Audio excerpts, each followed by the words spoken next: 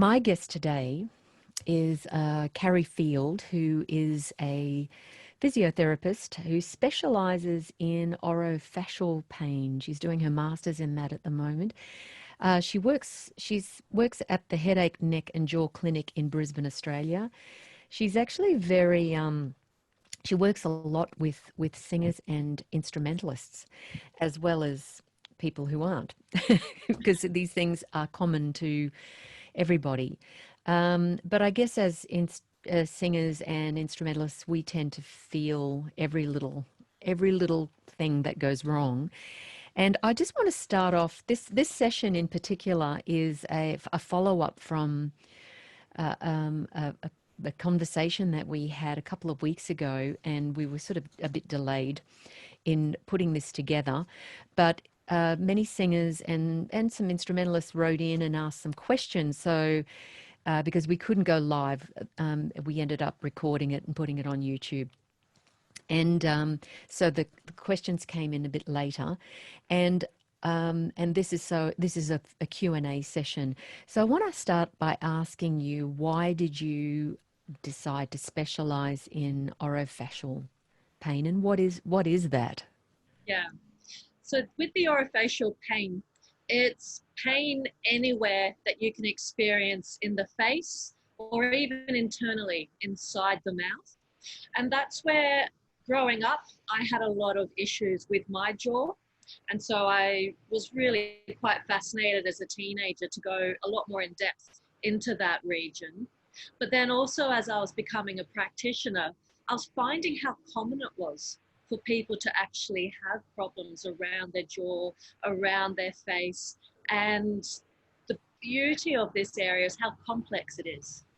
So I might be treating somebody with pain in the mouth or in the face, but the problem could be coming from somewhere else. Absolutely. So the complexity and just how relevant it was to me in my own journey, and the ability to provide care. One day I'm looking after somebody with a whiplash injury. The next I'm working with this amazing opera singer. Another day I'm working with somebody with cancer. It's just really quite versatile. It is. Never bored. Just when I think I've seen it all, in comes another singer with another unique presentation. Oh, exactly. Can I start asking you also just a general question? How common are these issues? What are the most common issues you see come up with singers? So the most common I see is that despite the singing teachers going posture, posture, posture, the client actually can't maintain a good posture. And that's when I go, right, what's stopping them from being able to perform their singing technique with a good postural basis? And that's actually one of the tips I wanted to give to a teacher.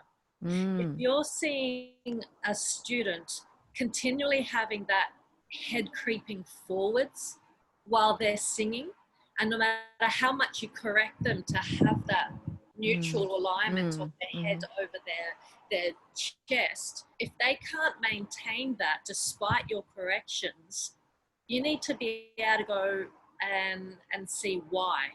There are some people where they're physically not able to sing and maintain a good posture, and that's a main warning sign.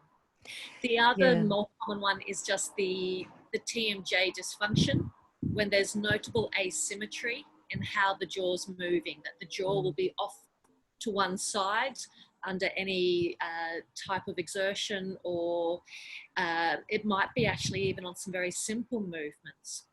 For the general population, especially the growing children and teenager, that's okay. But for a singer, you don't want then all of that technique to now start to be strong with that uneven jaw. Would that be the same for a sax player or a trumpet player or a trombone player? So with anybody who is having then a high demand of using their muscles around their mouth and around their neck, if you're seeing then that they're uneven in the way they move their neck and their mouth, you want to make sure their technique is going to be on a nice strong, even platform. But there are some people, if I go to another extreme, somebody with scoliosis, where their increased curve of their spine prevents them from being even, they are still able to be strong and give some amazing performances, but they have to understand how they have to compensate for that unevenness. Right. So you can actually get fit. With You it. can work with it. Yeah. Yeah, exactly. What would be the youngest age you have seen to that have developed vocal issues? What's the I've youngest seen it age? as young as 3 years old. Wow. That was when a little girl fell out of a bed and absolutely hit her cheek with a big lump of a hematoma. So just swelling and soft tissue injury. And it hurt to talk. So she stopped talking. Okay. She went to talk. Even when she went to smile, her face was lopsided. Right. So, but the brilliance is the young they bounce back. Right. And what about singers, the youngest singers, for instance? Younger singers, this is more during the teenage years. That's when it's quite common as the bones change shape, the muscles then lag behind. And you can then see some asymmetry, and that can be impacting on the effort of when they're singing.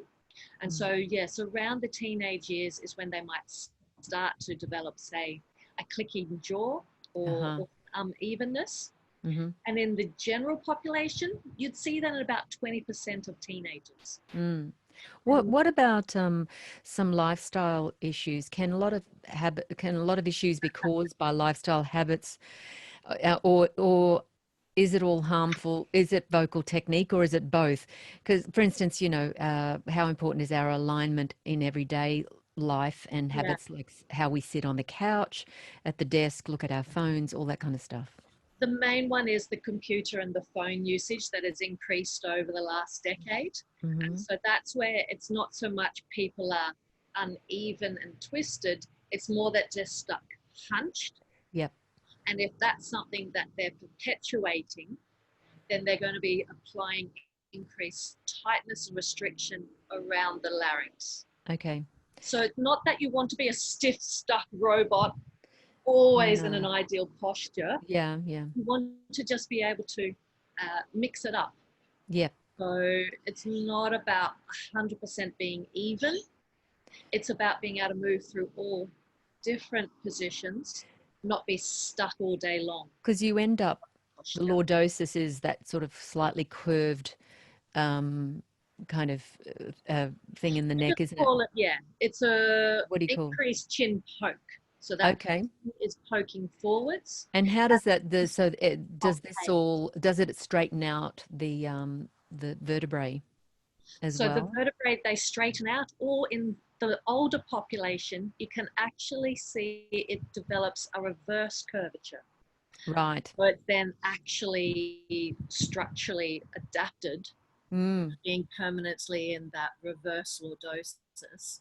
And that may cause nerve It means damage that or the weight of impingement. the skull is resting very firmly on the joints, and you can get then pinching and irritation of So the nerve. people talk about headaches and sore necks, etc., etc. That could be, it may be or may not be That's it. caused by You can't alignment. say it is just alignment, No. because people, even with poor alignment, they can use different strategies to make that a non-event. Right. But they have to be aware of their body, and they have to be stronger in order to be able to perform. Yeah. Well, I'm going to whip through some of these questions because we don't have you even for a whole No, hour. that's with a short No, that's today. good. I just wanted to get through these, so because and I'll just mention the person's first name and where they're from. This is from Rebecca in Sydney. She's a professional singer and a teacher, and she said over the years she's had a clicking jaw, which is quite timely that we're talking about jaws and things, which has recently been treated. She said, touch wood, much better now, but the stiffness and clicking may have been due to bruxism. Is that how you pronounce it? Yeah. Yeah. So the grinding of the teeth. So can you suggest any preventative exercises to help with that for my students who suffer with the same thing? Yeah. This is a main exercise that I teach to a lot of people. You can also use this as an assessment on your students if they need further support. If people are bruxing, which is the muscles around the jaw becoming very tight and overused during the night or during the day, then you need to see if you can relax the big muscles. And the way to do that is to get the tip of your tongue behind your top teeth on the roof of the mouth. And you should be able to keep your tongue still at the roof of your mouth while opening and closing your jaw. So it looks like this. Ready? Okay. Beautiful. Ingrid, you're demonstrating it wonderfully. But you also want to check while you're doing it that there's no pain, there's no clicking, and that you can keep your neutral posture with your head over your shoulders. All right. So a nice lengthened spine. Lengthened spine, the tongue behind the top teeth, like that for no position. And then you should be able to just keep your jaw nice and relaxed with a very small, gentle open and close. Okay. If they can't do that and the tongue keeps wanting to come off the roof of the mouth, they've got some serious tightness in those muscles. Okay, that's a really great tip. Thank you so much. So it's more a warning sign for to maybe go and see somebody about that, because should it's be a really easy way to relax the muscles. If it's not, you need further investigation. What about just letting the jaw hang a minute? But this is where, for singers, it's not just the jaw muscles. It's actually the tongue and the way that elevates the larynx. Got it. And also the impact on the airways where your tongue's positioned. So yes, just letting your jaw hang is what the majority of people can get away with. But you need to be able to coordinate the tongue, the airflow, the head, and the jaw. Brilliant, brilliant. Let's go on to the next one. What do you mean by opening the back space of the jaw? Perfect. These questions all just line up. They do. Well, I had a look at them. I tried to put them in some kind of order. But Sean is an amazing teacher and singer from Brisbane, and he also has a lot of young students as well. He wanted to know, what do you mean by the back space of the jaw? You talked about that a couple of weeks ago. He had a classical teacher who really got him open in that area.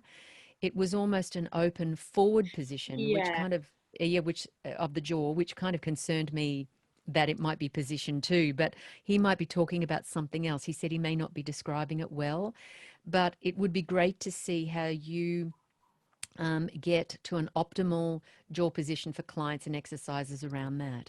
Well, let's then go into a bit of anatomy, everybody. So the actual jaw joint is composed of two joints. So we've got the jawbone where it attaches to the skull, but it's separated by a disc of a cartilage disc. So where the jawbone interacts with that disc, that's one joint. Where that disc interacts with the skull is a second joint. And they move in different ways. So when I'm talking about the back of the jaw, I was being just very general, but I was specifically meaning the interaction of the jawbone and the disc. So the actual jawbone and the disc should be dropping down. Yeah. That's where it should be starting. And then the jawbone should be able to roll without sliding forwards.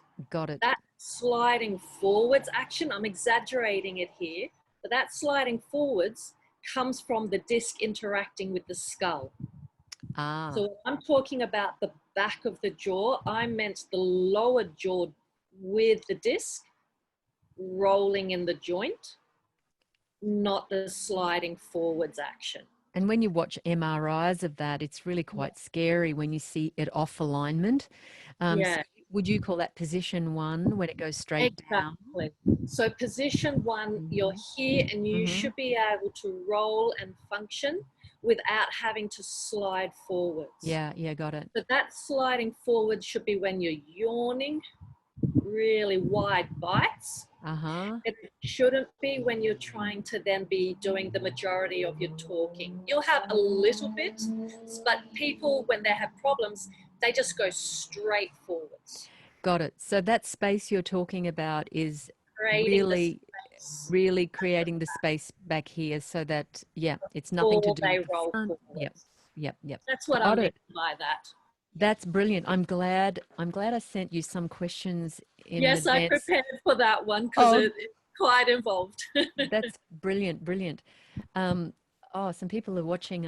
I'm probably missing some of the extra questions, but we need to get through this I don't first. have much time. No, We could always do another Q&A. we can always do another Q&A. So if some of these things don't make sense, you need further explanation, or you want some, even if you've got some new ideas to throw into the pot, please put them down.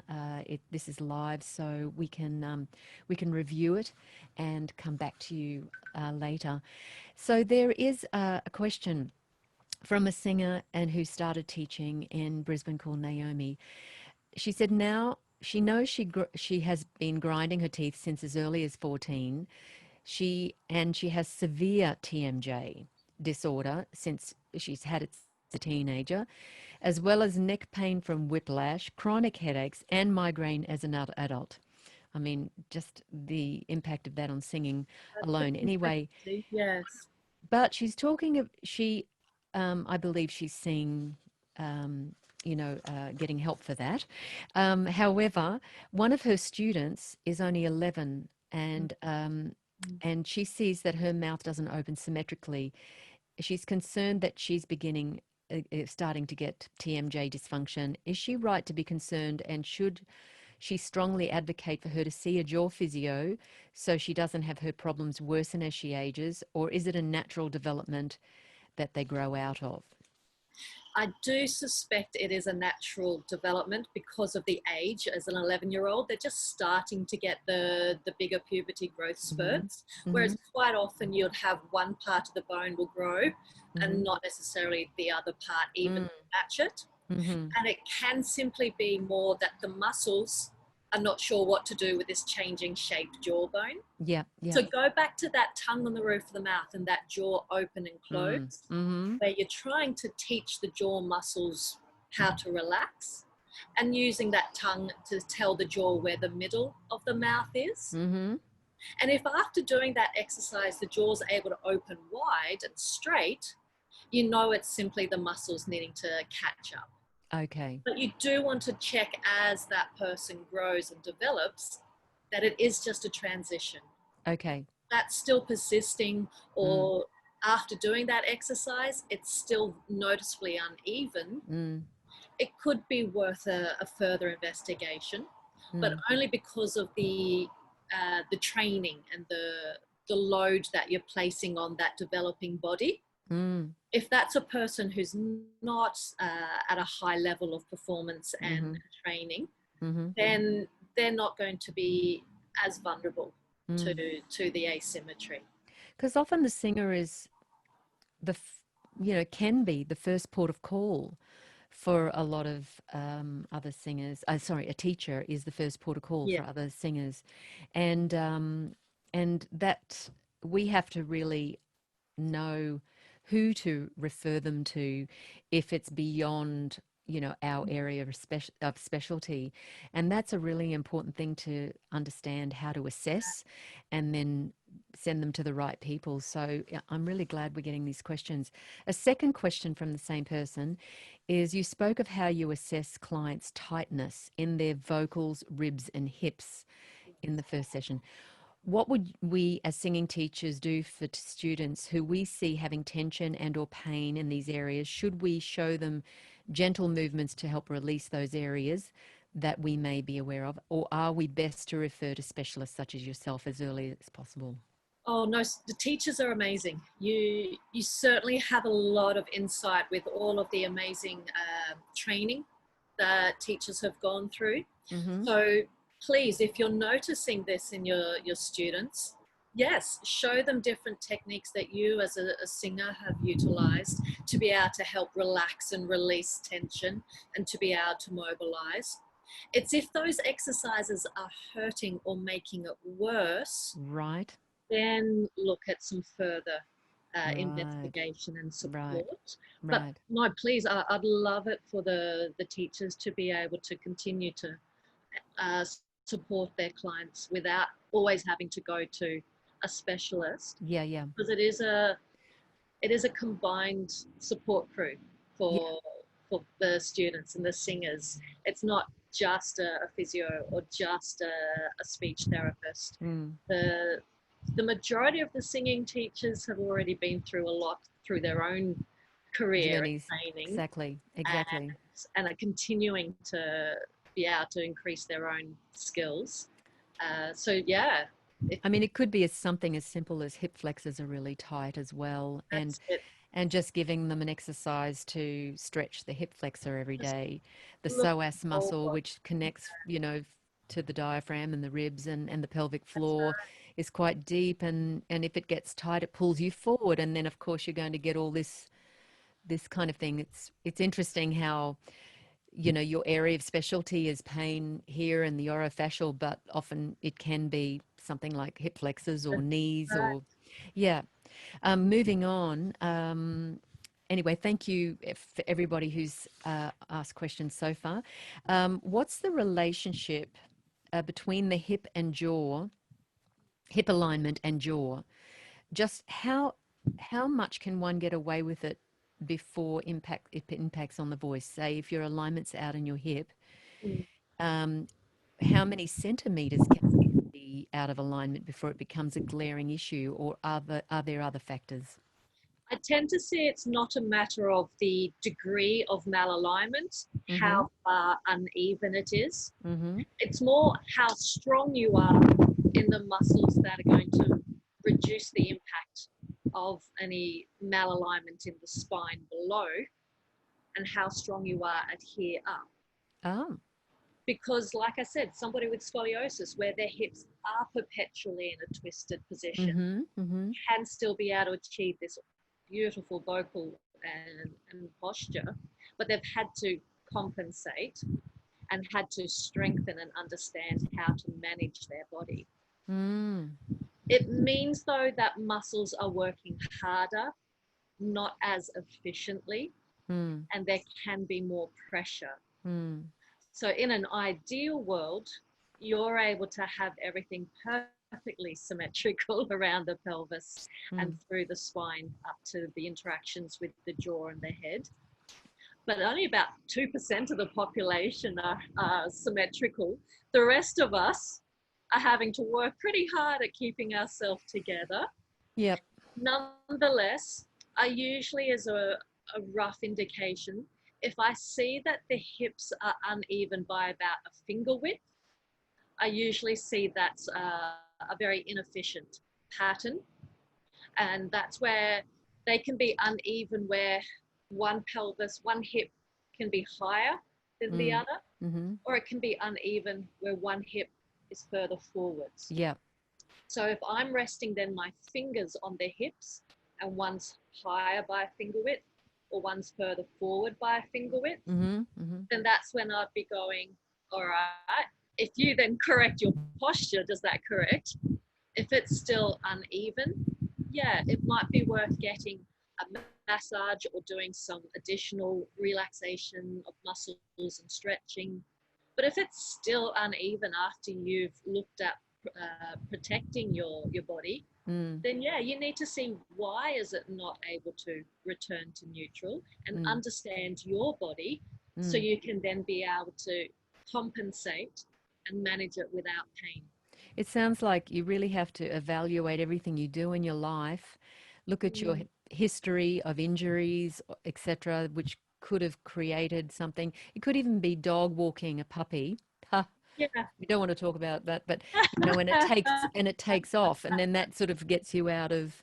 It depends, on whether you have a very flexible um, body as well. When I say flexible, Yeah. you know, Some people are very stiff in the joints, others are yeah, very loose in the some are joints. too hypermobile. I was going to say if you're Yeah. hypermobile.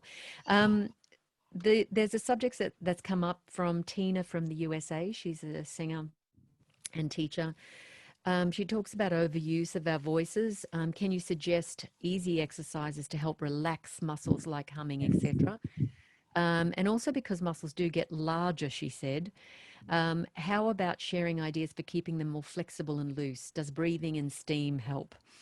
Do you have any tips for everyday maintenance? Nice. This is where, for singers, it's not just about strength, it's about having the extra flexibility to clearly form the shapes within the mouth with the different vowels and the tongue, but also then the different airflow pressure, and then also the actual elevation and depression of the larynx in order to go through the different registers. So this is where a really easy way to see if you've got enough length is if you can actually get your tongue and roll it around your front of your teeth in both directions, and you should be able to easily do that 10 circles in each direction without it hurting or fatiguing. With your mouth open or closed? It doesn't matter because you're just trying to get some general movement. It's not a specific technique. And I find with that one, if you're fatiguing after just a few circles, then that's a sign that, yeah, you're actually overusing the tongue, and that can lead to more the tongue root tension. Got it. And doing the circles is a way to actually maintain flexibility of the muscles from the tongue and underneath the tongue to the floor of the mouth down through the larynx. Nice. So that's a main one that I give to a lot of people who are using their voice a lot. That's all without sound.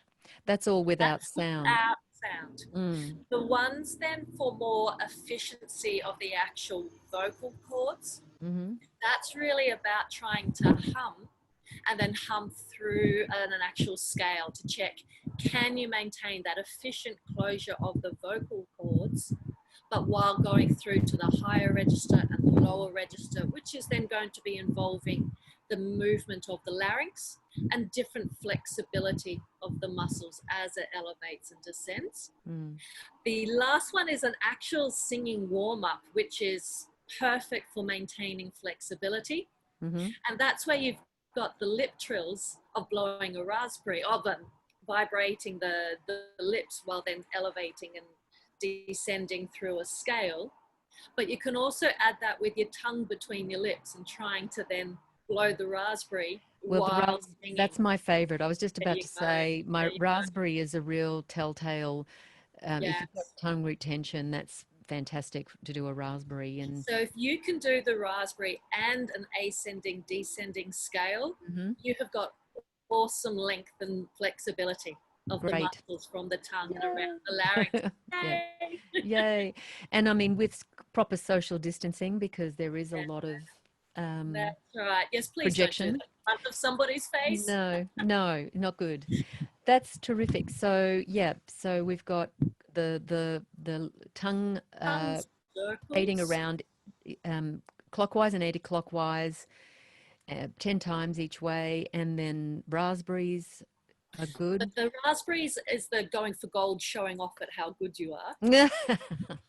And you might want to start, if there's pain, you might want to start just with a humming, going through a scale with a hum or a siren, which is sometimes a bit more familiar to the singers.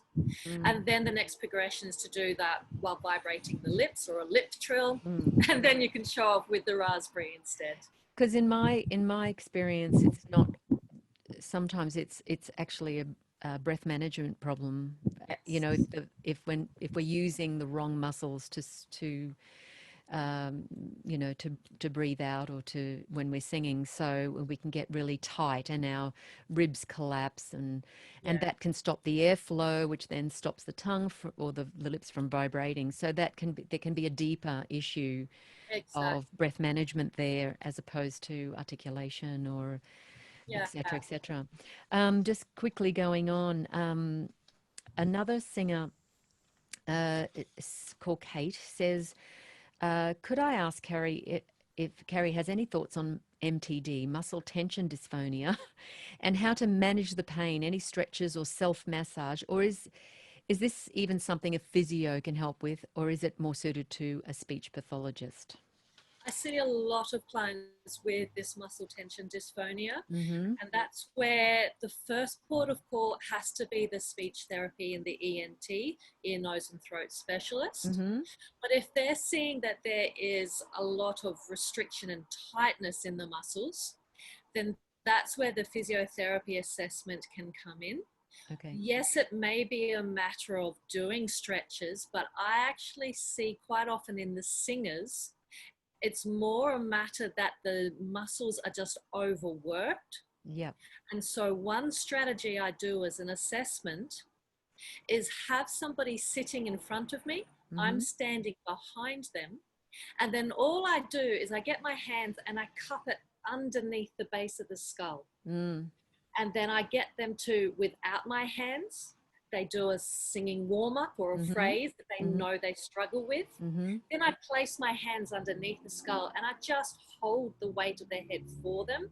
Mm. And if their pain eases and they're able to sing that phrase easier, you know, it's not just a matter of stretching, Mm. it's a matter of they're too weak in the muscles in the neck to hold their head up. And Yes. instead, they're overusing their vocals Mm. so that the muscles that elevate and depress the larynx are actually overworking to hold the weight of their head as well. That's interesting.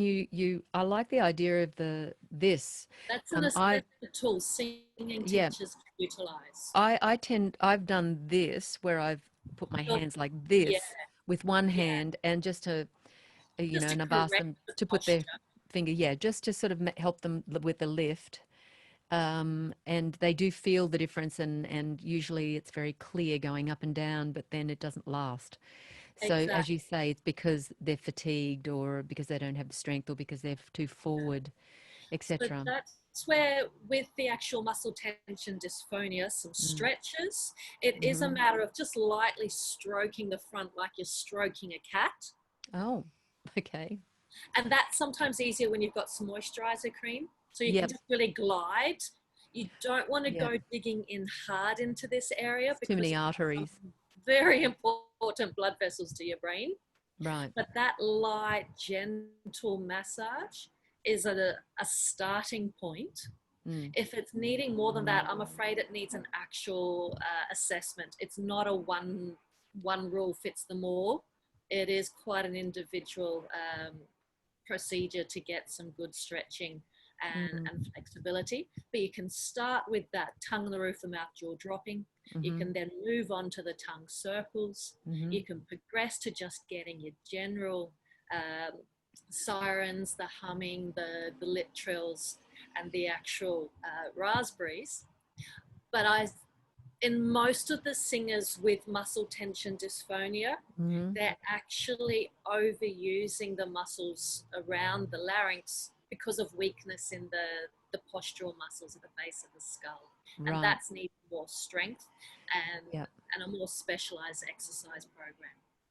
Yeah, that's interesting because this singer, does breathe well. Like, she does Yeah, use her yeah. lower abdominals to support the breath, but obviously that it must be something else. So that just be a lifestyle management thing, or is it why would it be weak? Because Usually I see it's after a series of illnesses right. or fatigue. Mm-hmm. And that's where, in the more dramatic instances, it's after a Right. whiplash. Mm-hmm. But when people have been performing for a long time, they tend to push themselves Yeah. where their body, when they're performing when tired, Mm-hmm. they just use whatever they can to get the job done. Mm-hmm. And that's when it starts to then be overused Mm. and it progressively tightens and doesn't automatically reutilize the correct muscle patterns. Mm. So quite often I actually see it when people are performing after they've been ill or Mm. while they're ill. That's very common And I in mean, if the you're a school last teacher, you're a vocal performer. exactly. So, this, you still have to plow through. You have to turn up, and Yeah. you're using your voice. So, no, that's really good. That's a I've got great time for answer. one more question. Time for one more question. Okay, you choose. The choir smile, hard to teach long-time choir member Yeah. to smile from the inside other than a dreaded letterbox smile. Any suggestions? Or flat feet, is there any relationship between flat feet and your jaw? That's from Sue from the Sunshine Yeah. Coast. Okay, very quickly with the flat feet. I am going to answer both. I can't resist. The flat feet is more that you don't have good shock absorbency or good support for the weight of your body. And so that's then going to be increasing your general body tension. So yeah, that's Right. where it's more the general tension that builds and progresses from the feet up through the entire body. Mm-hmm. But then going more from the awareness of the different types of smiles and the different uses of muscles. A lot of the muscles innovated with the sort of letterbox gripping are easier for you to find and use because they're more similar to what you'd use in day-to-day actions. Whereas the muscles you're using to be able to sing and do the inside of the mouth, people don't even know they have those muscles. Yeah, They yeah. don't think about all of the inside of the mouth. Mm. But that's where it might be a matter of actually building up awareness of what those muscles are like. What is the shape of the inside of the mouth? Mm-hmm. And that's where I get people to be able to use warm water inside their mouth and move the water around inside their mouth, inside their cheeks, the back of the mouth, the front of the mouth. Just build up their awareness that they've got muscles in that area. Mm. The other one I tend to see is that letterbox smile. Might be because everything's just gripping from sheer terror and adrenaline Mm. while Mm. they're performing. And Mm. they might need some really good relaxation or how to be able to get the muscles that get that lovely letterbox to release. Mm. And one tip you can do there, I'm going to demonstrate, is puffy cheeks. Oh, it's my favorite. Yeah. And that just helps all of those really deep muscles just let go and Mm. expand Mm. and be able to see if they relax the muscles that are easier for them to find with that letterbox action. Mm. Can they then let that go, find a different group of muscles inside their mouth Yep. and get that sensitivity and performance And you capacity? can do the puffy cheek with, on 3 octaves on scales and intervals and patterns and all sorts of things like that. So all those exercises you can do. You can really play and make this work for your teaching style and the students' needs. You're combining some physiology, some technique, vocal technique, sustainability, and developing, agility and flexibility and all that kind of thing, as well as learning scales. You can do it both at the same time. Look, that there were a couple more questions, but honestly, you have given us a mental overload. And there were, just noticed someone saying, what, can you demonstrate a raspberry? Well, maybe I should Or have a little, oh, I don't I know. can't do it I without can, warming up. That's mm, actually something that if I can get that, that means I've had a really light vocal load today. And right. after talking for more than half an hour, Not even I, sure if I can, but I actually need to be able to that's it. use. That's it, Stu. It's a wonderful look, isn't it? Oh, very My great. daughters say you don't do that to you with your students, do you? Yes, no holes We barred. do pull a lot of funny faces We in the do. appointments. We do. So, look, I just want to thank you again, Karri Field from the Headache, Neck and Jaw Clinic. I hope you've enjoyed this session on Q&As. If you've got any more questions, she's she's really nice. We might be able to even twist her arm again to We'll answer see some how more. we go. We'll See see how how we it goes. go. She's a very busy person, and everybody keep well and yeah, just stay well and happy. Thanks, Okay, Ingrid. see you later. Bye. Bye.